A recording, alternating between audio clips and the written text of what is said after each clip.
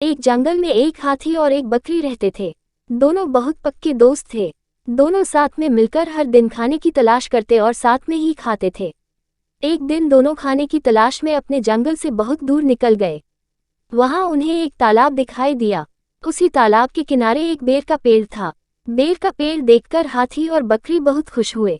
वह दोनों बेर के पेड़ के पास गए। फिर हाथी ने अपनी सूंड से बेर के पेड़ को जोर से हिलाया और जमीन पर ढेर सारे पके हुए बेर गिरने लगे। बकरी जल्दी जल्दी गिरे हुए बेरों को इकट्ठा करने लगी। संयोगवश उसी बेर के पेड़ पर एक चिड़िया का घोंसला भी था, जिसमें चिड़िया का एक बच्चा सो रहा था और चिड़िया दाने की खोज में कहीं गई हुई थी। बेर का पेड़ जोर से हिलाने के कारण चिड़िया का बच्चा घोंसले से बाहर तालाब में गिर पड़ा और डूबने लगा। चिड़िया के बच्चे को डूबता हुआ देखकर उसे बचाने के लिए बकरी तालाब में कूद गई, लेकिन बकरी को तैरना नहीं आता था। इस वजह से वह भी तालाब में डूबने लगी। बकरी को डूबता हुआ देखकर हाथी भी तालाब में कूद गया और उसने चिड़िया के बच्चे और बकरी दोनों को डूबने से बचा लिया।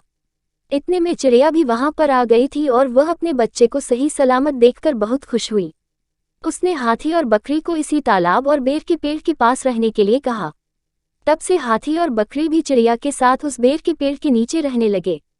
कुछ ही दिनों में चिड़िया का बच्चा बड़ा हो गया। चिड़िया अपने बच्चे के साथ जंगल में घूम कर आती थी और हाथी और बकरी को जंगल में किस पेड़ पर फल लगे हैं इसकी जानकारी देती थी। इस तरह हाथी, बकरी और चिड़िया मजे में रहते और खाते पीते थे। कहानी से सीख, हमें किसी का बुरा नहीं करना चाहिए।